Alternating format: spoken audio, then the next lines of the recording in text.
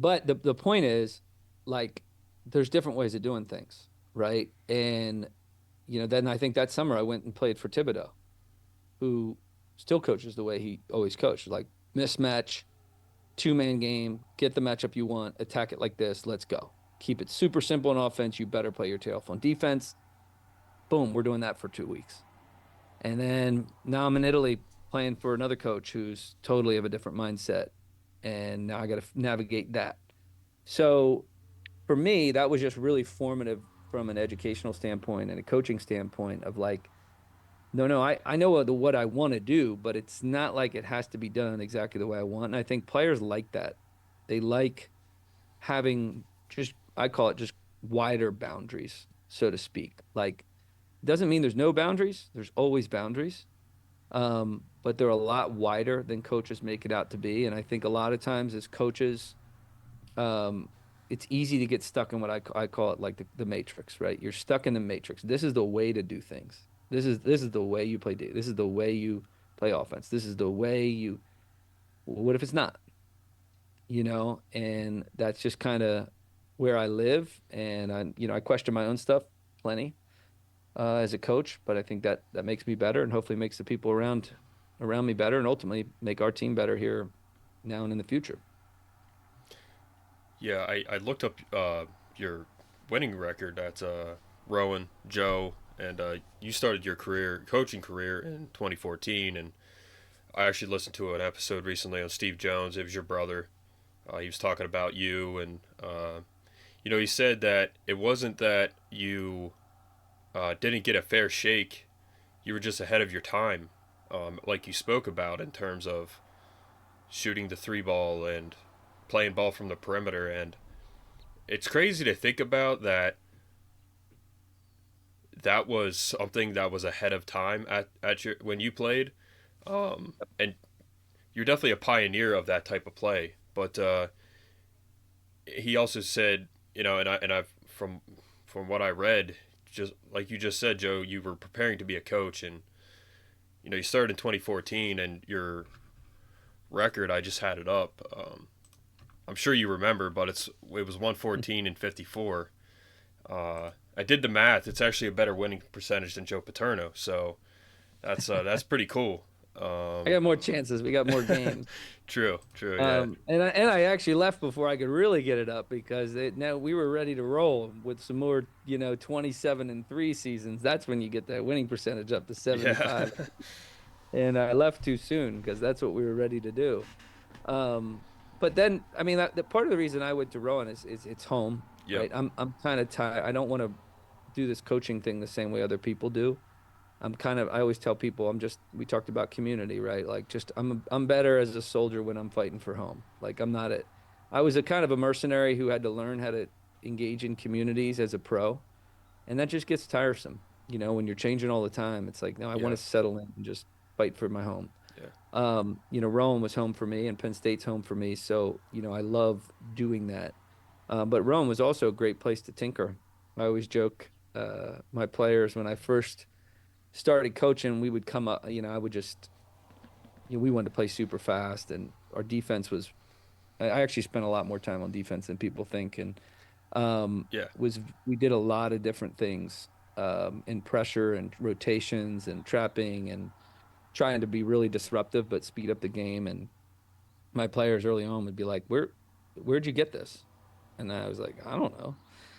And I'm the head coach. They're like, what do you mean you don't know? I'm like, they said, who else does this? I said, I don't know. I don't know if anybody does this. And, I said, well, we do this. Like, this is how we do it. And you guys are the ones figuring it out. And it works and it's going to work even better. And fortunately, we won a championship in year 3. So they actually believed me. Um, but that was the beauty of being at the Division 3 level. I'd always joke like it's a Wednesday night, it's 1:30 a.m. and I'm frustrated about this game. It should have been better, and I'm literally the only one on the globe that cares. Nobody- My boss is like, "Yeah, you're way exceeding our expectations. Our players, there's a couple of them that might be up. Most of them are fine. My wife and kids are in bed. They're like, this is not a big deal." What it was to me, right? So it's a great place to learn. It's a great place to experiment. And fortunately, we were able to have a lot of success and score a lot of points, which is always my Yeah, It's like, hey, that's what I've always been known for. I might as well keep that up. yeah, that was definitely your thing, Joe. Scoring points and shooting a three ball and everything like that. You're an offensive guy, and the so following the current team with Coach Rhodes, and you're an assistant to the head coach. Um, he was okay with you speaking your mind and calling things out that you don't agree with. And I think that's why you're such a great fit with Coach Rhodes and why you're such a great fit at Penn State because in my opinion, and I think a lot of people think this, talking to Rob Oshinsky too, he was hoping you would be the next head coach too, but I think you're going to be the next guy at Penn State, the next head coach. I hope it works out with Coach Rhodes, and it definitely seems to be going that way. But you came back to Penn State. Not only are you at home again, but you're with Coach Rhodes. You're pretty much his right hand man. Um, can you speak a little bit more on how that's going? And then I know also wanted to talk about the NIL landscape to finish up here. What's that experience like right now? Being Oh, being in it's the been thick of it. tremendous. Yeah, no, it's been tremendous. I've always had a ton of respect for Coach, and really just this entire staff, right? Like I always say to people, I always want to be the best learner I possibly can be. I want to be the quickest learner and the best learner. I want to soak everything in. And when you're surrounded with people you can learn so much from, like it's just that's the environment I want to be in. So it's like that's coach number one, right? Because he's a great head coach. He's secure. He's strong in what he believes. He empowers other people, right? Like there's not many people like that, right? He is special. And a lot of people don't know this, but I first met him when I was in high school. Actually, he was speaking at Susquehanna after being a D3 All American, national champion. And John and I were the demonstrators. And that was when I first met him. And I immediately was like, yo, I want to be like this guy. Right. I've literally looked up to him in that regard since then. Right. I've shared that with him. And then, I'd see him now and again and saw him a couple years ago when he was at VCU and he came to some games we were playing down at Macon. So it's just funny how it all works, right? Like it was easy for me to look up to him then. It's easy for me to look up and learn from him now, because he's a great coach and he's a great guy and he's a good family man and all these things that you want to be. But then also he's got a great staff, right? You have all these guys who are really, really good at what they do, and plenty of them are good at things that I'm not good at. That I'm like, okay, I want to learn from them, right? And that's a great situation to be in, right? That you can't really script, that I'm super, super thankful for. So to be able to work, under him and with just a great staff that have more coaching experience than I do, right? Because I was playing so long, I'm into this game a little bit later. So it's really been great. And I think we're on the right track and, soaking things in and, I believe in what we're doing. So he's known that from the beginning of just like, I'm in on your vision, right? There's a common vision of just like who we want to be and who we think Penn State basketball needs to be. And it's like when he talks about being bold, different, and aggressive, it's like I've been talking about that for 20 some years. I'm like, man, I'm all in on that. Right. So it's like you tell me what you need and I'm in. And then of course when he said, I want you to focus on offense, I'm like, well, that's not real hard to talk me into that. Nobody's had a hard time talking me into that. And, working with him also has been great because like he'll challenge me on stuff that I wasn't necessarily good at, that I kind of wanted to be better at from a coaching perspective, even just offensively, of like, well, what are we going to call that? Or how are we going to teach that? And I'm like, okay, it refines my thinking. Um, and then you're surrounded with guys who are really good at recruiting and organization and all these different things. So I've been super blessed. I think everybody, all the guys on the staff know I just have a ton of respect for everybody and, just trying to learn a lot and, see the vision become reality, right? We want to have this great program and see the community excited about basketball, and that's what coach is about, and that's what our program's about. So it's easy just to hop on board and say I'm all in. So Yeah. Just obviously, go one ahead, follow Austin. one if I can. One quick follow up on that one. It does seem to me in the last couple of years, since Pat Kraft has got here as the AD, that kind of a lot more alignment has been funneled into football, also basketball, kind of everywhere because he's a competitive guy. He was a former athlete, super competitive guy in his own right. How is that kind of top down support been? Is my perception from the outside accurate? Yes, refreshing. I've seen it all the way through. Um, all the highs and the lows. You know, people had told me, and again, Pat hadn't been here this that long before we made this switch. I mean, he was probably only 9 months in, but I had numerous people tell me like you were gonna love Pat Kraft at Penn State.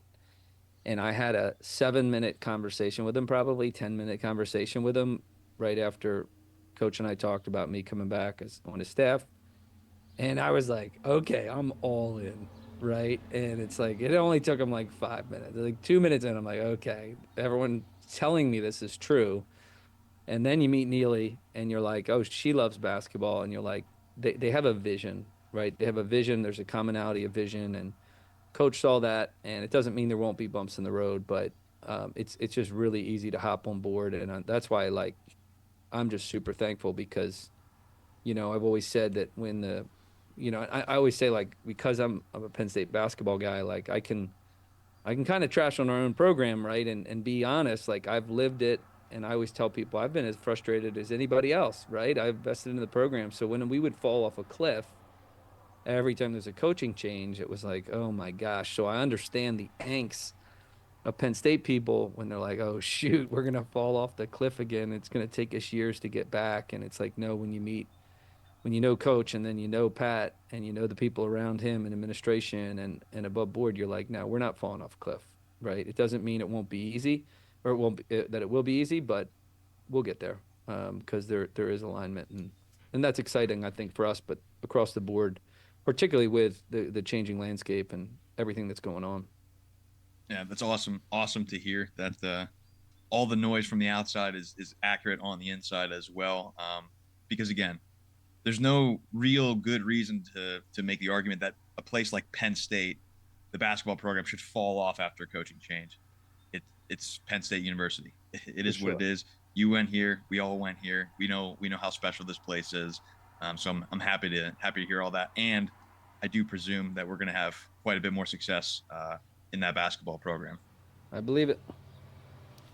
Joe, one last question for you.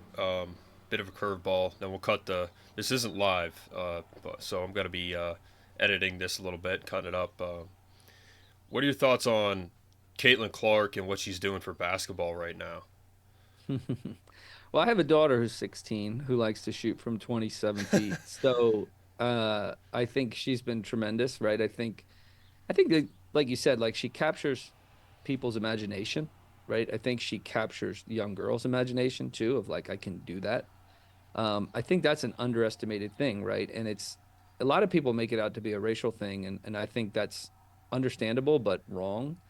I think it's a special skill set thing as much as anything, right? Is when these kids or adults see someone shooting from 28, 29 feet, right? It captures your imagination in a way that's like, wow, that's unique. That's different. Can I do that? That's the same thing with Steph Curry, right? Is that's a different thing to the game that people are like, I might be able to do that even if I'm a 5'6" high school guard, right? I'm going to work on that and get you interested in basketball maybe in a way that didn't didn't have you interested before when you can't relate to the 6'5" girl inside who's just making layups. That's not most people, right? So even though she's a 6 foot guard who's plenty big, right?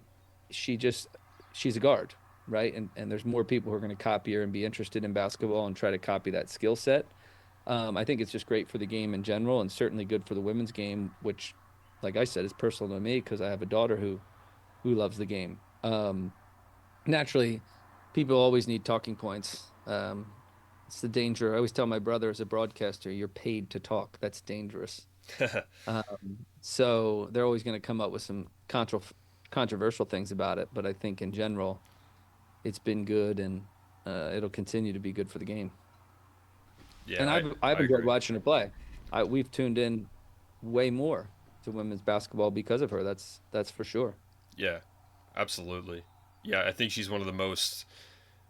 It's crazy to think, coming from college women's basketball into the WNBA. I think she's one of the most electrifying athletes we've seen uh, in any sport. I mean, the viewership for the WNBA draft was, I think, 3 times the NBA Finals game one. Yeah. So that's insane that Yep. it's getting that much attention. Yeah. And it's good. It's Yeah, cool.